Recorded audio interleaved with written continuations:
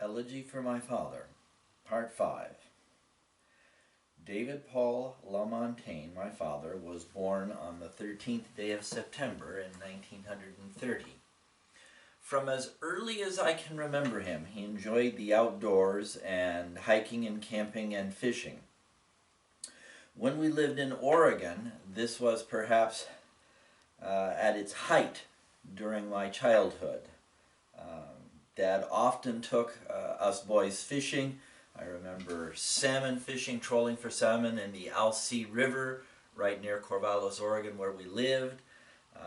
I remember sometimes he would get home from work and we'd throw some fishing poles in the car and go out and fish somewhere on the bank of the river or on a small lake for half an hour, 45 minutes before turning around and going home in time for dinner. He took us camping and hiking. One famous vacation was at the Wallowa Lakes in northeastern Oregon.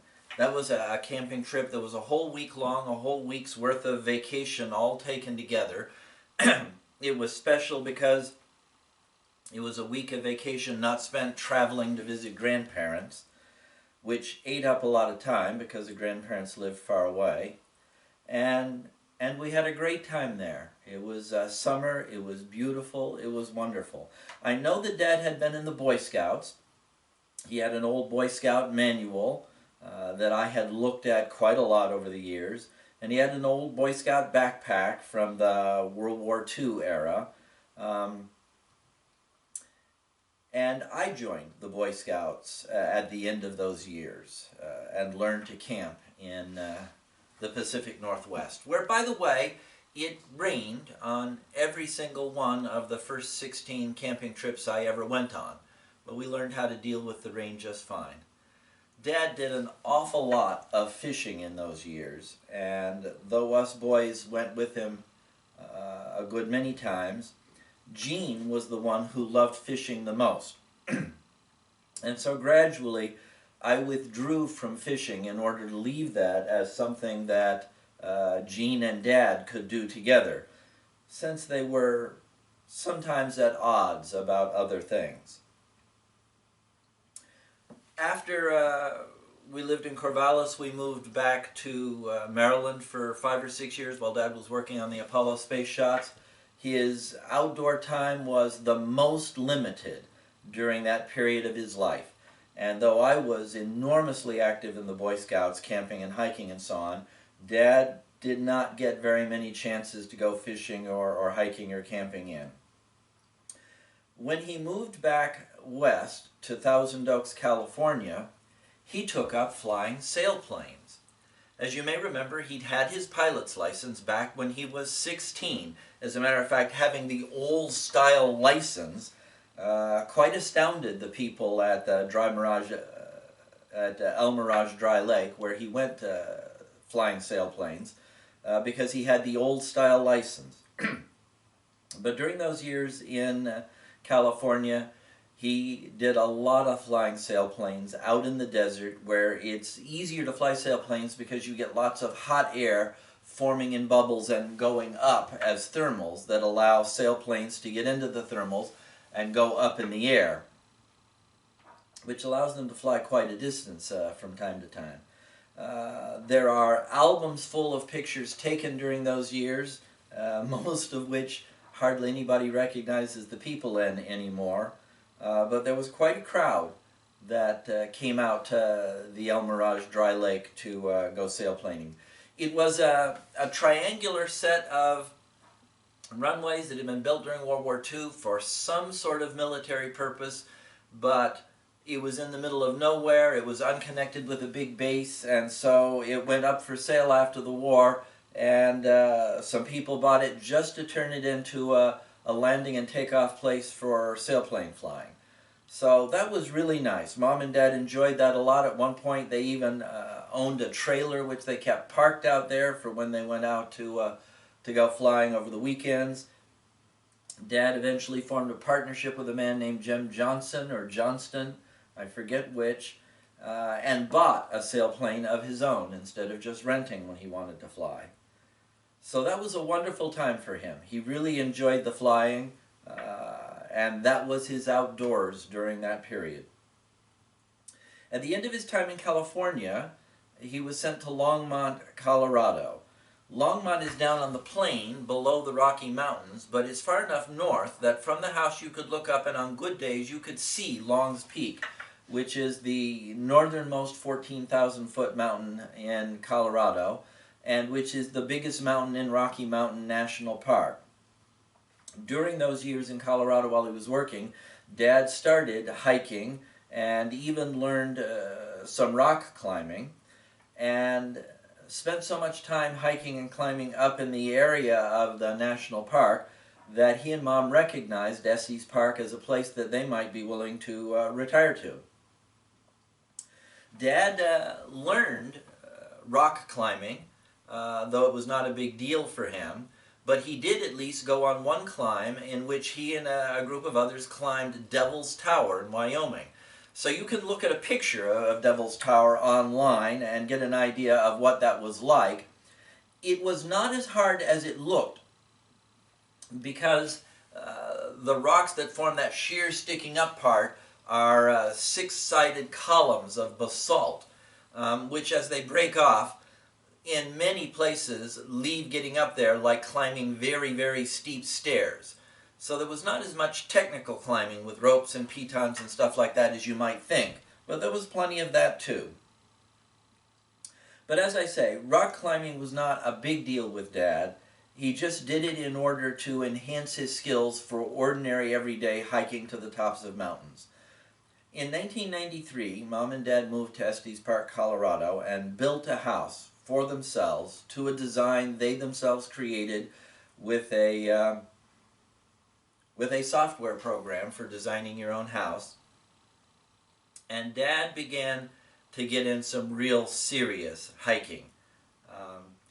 He volunteered with the national park to serve at the ranger stations. During the summer, the national park uses volunteers at almost all the ranger stations so that the rangers themselves can be out in the field where the people are. And Dad was a regular and trusted volunteer. Not only that, but because of his connections with the people at the park, he took on several extra jobs. He had experience with GPS because he'd been in on writing the program for it when it was still a secret Air Force project.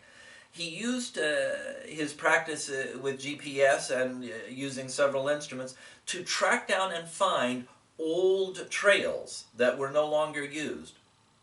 When Rocky Mountain National Park was founded back at the turn of the 19th into the 20th century, there were a bunch of trails that were used then that by the time my dad was involved with them in the 1990s had not been used in long, long years, and in many places were obscured or lost.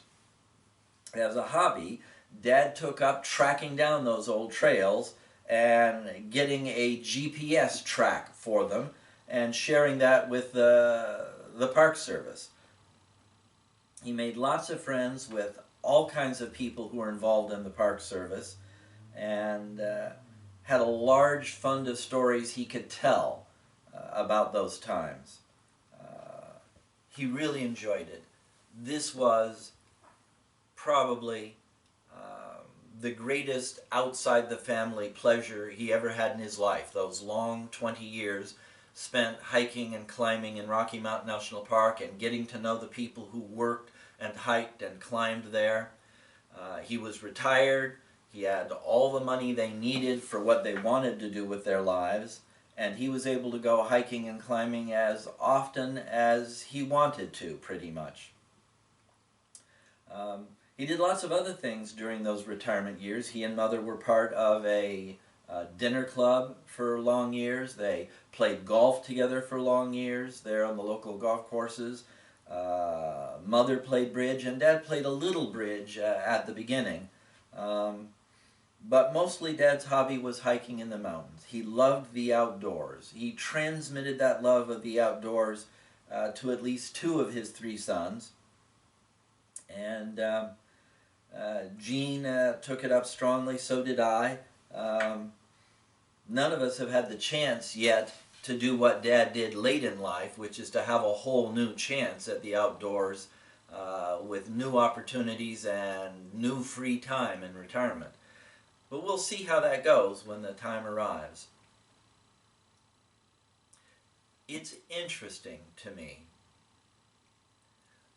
that Dad never spoke of how much he loved the outdoors, or how much he loved the mountains, or being in the mountains, or hiking in the mountains. He hardly ever spoke of how beautiful it was up there. And yet I know that both of these things were true for him, and were important to him, and that he cared a lot about them, but he didn't talk about them. He didn't name them. He wouldn't stop and say, oh, this is an extraordinarily beautiful view here. He would say it was a good view. And he didn't talk about his being in love with hiking in the mountains. He just did it. Maybe it's that he wasn't of a literary turn of mind. I myself am the kind of person who tries to figure out a way to talk about and describe almost everything that I care about deeply. Dad was not so much like that. He wasn't necessarily shy of it, but it was not something he would start a conversation about, because he was always conscious of the near impossibility of saying anything that was anywhere near as good as the actuality he was experiencing. Dad loved the outdoors a lot. He used to have a large fund of fishing stories he would tell, especially about times fishing with Lou Day.